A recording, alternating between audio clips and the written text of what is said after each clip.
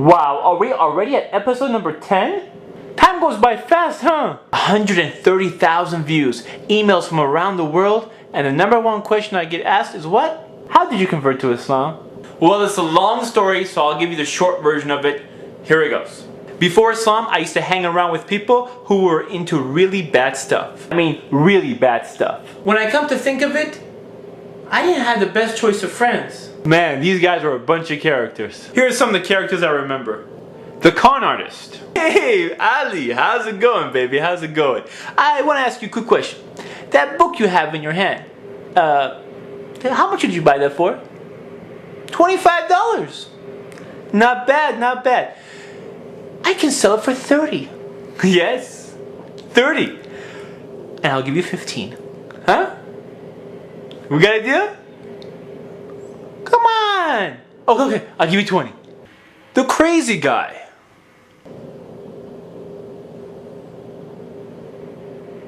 What? The trash talker. So they came up to me, I was like, dude, what are you talking about, man? What are you talking about? If you got something to say it in my face. And he was like, he just looked at me like I was crazy. And I told him, man, you know what? What? Is he behind me? Is he behind me? Oh, okay. Anyways, I told him, what did I tell him? The weird guy.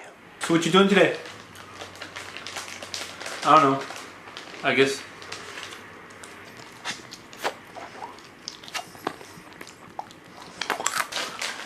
I'm sorry, did you want some? You sure? Okay.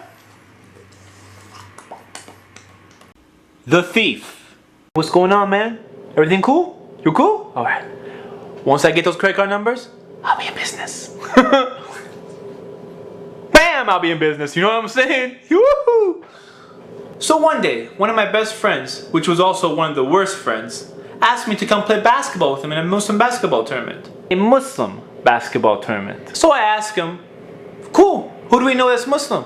He tells me he's Muslim. You're Muslim? Mr. Illegal? Mr. I just got arrested? Mr. Let me teach you how to cheat in school? Mr. Hey, look at that girl over there? You're Muslim? You're Muslim?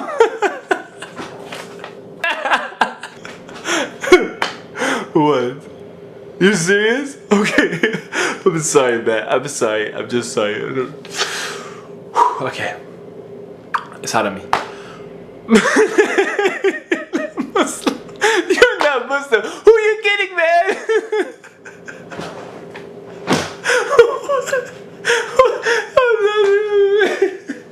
I'm getting out of here. I couldn't believe it. So on the day of the tournament, I go to his house and all the teammates are meeting up there. But they're wearing hats that say the word Allah on it and the word Islam on it. I'm like, what? How could this be? I see these guys at school all the time. I have like no idea these guys were Muslim. Zero. With all the stuff I see these people do, I didn't think they had any association with any religion. So we went to the tournament, and when it came for time for prayer, my team walked out. Yes, they said, let's go chill outside. I'm like, chill? Don't you guys go pray like 5 times a day? No, man, it's cool. We're gonna go chill outside. And judging by their actions, I thought Islam was some type of cultural thing. So of course, after seeing the way these people were Muslims, I had no interest into looking into Islam. Did I become Muslim after seeing these guys? No.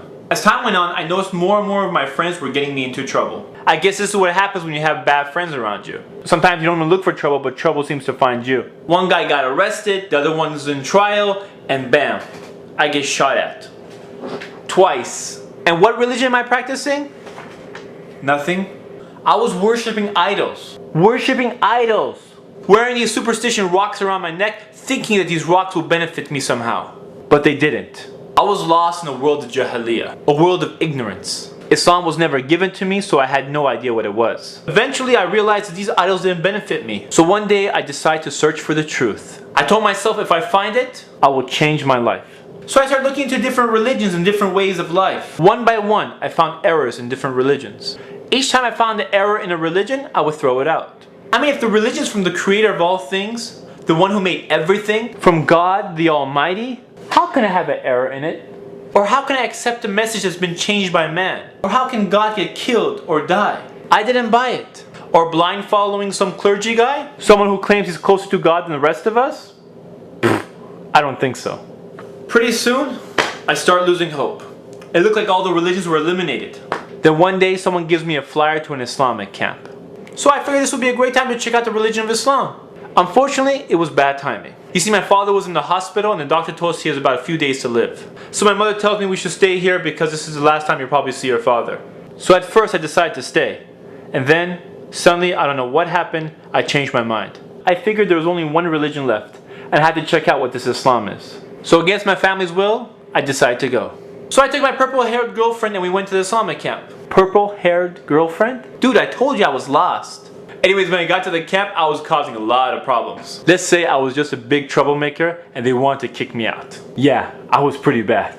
And eventually I got so tired of causing trouble, I took a break and I sat down. I actually started listening to the lecture. It sounded very interesting. The speaker was talking about things I never heard before. I started evaluating, analyzing, questioning. And for the first time in my life, I started thinking. It was amazing. It all made sense. I told myself if I ever find the truth, I will go after it. In less than 24 hours, I became Muslim. I told my longtime girlfriend, it's over. She was in shock. When I came home, I told my parents, I became Muslim. They were in shock. And when I told my friends I'm Muslim, I think they probably thought I went crazy. Crazy! I think the reason that the camp made such a difference is it isolated me from all the distractions you get in this life. You see, in our normal life, we're distracted with so many different things. But if you take all these distractions away and you get a chance to actually think, and Islam is presented to you, it makes perfect sense. Do you ever wonder why so many prisoners become Muslim? All the distractions are gone. They have nothing to do except to think. So they think. So I come back and everyone thinks I'm crazy. How come they didn't think I was crazy when I was worshipping rocks? You see, I don't get that. Alhamdulillah, I've been Muslim ever since. Alhamdulillah. Now look at the difference between the two types of Muslims I met. The ones I went to high school with were nothing but a bunch of characters. The ones I met at the camp were practicing Muslims. You see, both types of Muslims had an effect on me, but only one had a positive effect. The other had a negative effect. You see, when Islam was presented correctly to me, I became Muslim the next day. So if you call yourself Muslim and you imitate the misguided people around you, why would anyone want to be like you? I mean, if you go have a beer with your friends and then you try to talk to them about how great Islam is, don't think you're a hypocrite. You see, there's people out there that are just like me. They are sincere, they want the truth, but they just need someone to present it to them. SubhanAllah, Allah subhanahu wa ta'ala gave you Islam. It's the greatest gift you can get in your life. And if you throw that away so you can imitate the misguided people, how does that make sense?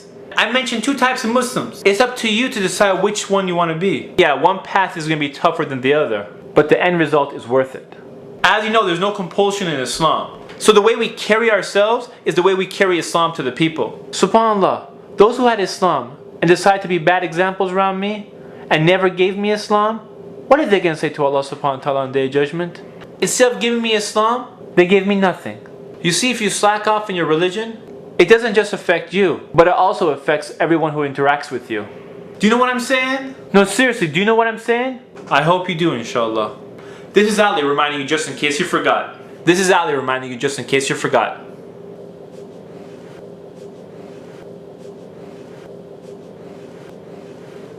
What?